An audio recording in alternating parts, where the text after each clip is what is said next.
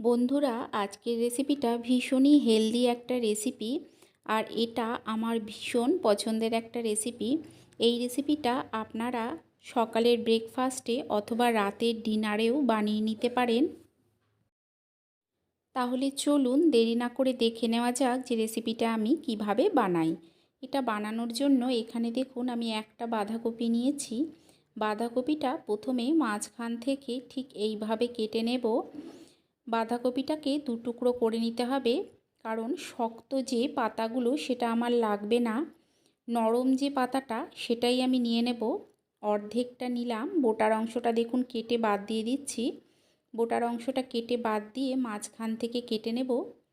মাঝখান থেকে ঠিক এইভাবে কেটে নিয়ে একদম সামনের যে অংশটা আছে সেটাকে অল্প কিছুটা আমি কেটে নেব। দেখুন ঠিক এইভাবে কেটে নিলাম, দিয়ে এর পাতাগুলোকে আলাদা করে দেব। এটা যতটা নরম হবে বাঁধাকপির ভেতরের অংশটা, ততটাই কিন্তু এই রেসিপিতে খেতে ভালো লাগবে। তাই শক্ত পাতাগুলো আমি দিলাম না। আমি আরও একটা আপনাদের দেখিয়ে দিচ্ছি। আরেক টুকরো যে বাঁধাকপি আছে সেই বাঁধাকপিটারও ঠিক একই অংশ আমি কেটে নেব, এই সামনের অংশটুকু দিয়ে এর পাতাগুলোও আমি আলাদা করে নেব। দেখুন সমস্ত পাতাগুলোকেই আমি আলাদা করে নিচ্ছি। আপনারা পুরো ভিডিওটা দেখলে বুঝতে পারবেন এই রেসিপিটা অনেকেই কিন্তু পছন্দ করে, ভীষণ পছন্দ করেই খায়। এখানে দেখুন আমি নিয়ে নিয়েছি গাজর। আমি অর্ধেকটা গাজর নিয়েছি। গাজরের উপরের অংশটা কিছুটা কালো হয়ে গেছিলো বলে আমি এটাকে ছুলে নিচ্ছি। ঠিক এইভাবে গাজরটাকে ছুলে নিতে হবে। যদি একদম ফ্রেশ গাজর হয় সেক্ষেত্রে ছোলার প্রয়োজন নেই। গাজরটাকে ছুলে নিয়ে এটাকে আমি কেটে নেব। লম্বা সরু টুকরো করে গাজরগুলোকে কেটে নিতে হবে। দেখুন একদম লম্বা সরু টুকরো করে আমি গাজরগুলোকে কেটে নিচ্ছি। আপনারা আপনাদের পছন্দের সবজি এটাতে ব্যবহার করতে পারেন। দেখুন সমস্ত গাজরগুলোকে আমি কেটে নিয়েছি। আর নিয়ে নেব কিছুটা মটরশুঁটি।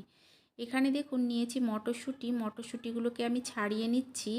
আপনারা আপনাদের পছন্দের যে কোনো রকমেরই সবজি এটাতে ব্যবহার করতে পারেন।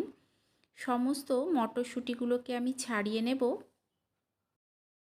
মটরশুঁটি না থাকলেও কিন্তু কোনো অসুবিধে নেই, মটরশুঁটি ছাড়াও খেতে ভীষণ ভালো লাগে। দেখুন সমস্ত মটরশুঁটিগুলোকে ছাড়িয়ে নিয়ে আমি একটা এখানে প্লেট নিয়েছি, তার মধ্যে রেখে দিয়েছি। আর এর সঙ্গে নিয়ে নেব আমি একটা টমেটো। টমেটোটাকেও আমি টুকরো করে নেব, তবে টমেটোটা যেহেতু বড় আমি অর্ধেকটা নেব। অর্ধেকটা টমেটোকে ছোট টুকরো করে কেটে নেব। সমস্ত সবজি কেটে নিয়ে এখানে দেখুন আমি একটা পাত্রে কিছুটা গরম জল বসিয়ে দিয়েছি। এতে প্রথমেই দিয়ে দিচ্ছি গাজরগুলো। সমস্ত গাজরগুলোকে দিয়ে এখন দিয়ে দিলাম মটরশুঁটি। কয়েকটা কাঁচা লঙ্কা দিয়ে আমি এগুলোকে সেদ্ধ হতে দেব। ততক্ষণ অন্যদিকে এখানে দেখুন আমি নিয়ে নিয়েছি গোবিন্দভোগ চাল। গোবিন্দভোগ চালটাকে জল দিয়ে ভালো করে ধুয়ে নেব। সমস্ত চালটাকে ভালো করে ধুয়ে নিতে হবে। ধুয়ে নিয়ে অন্যদিকে দেখিয়ে দিচ্ছি যে সবজিগুলো কিছুটা সেদ্ধ হয়ে গেছে। এই সময় এতে দিয়ে দিচ্ছি টুকরো করে কেটে রাখা কুমড়ো।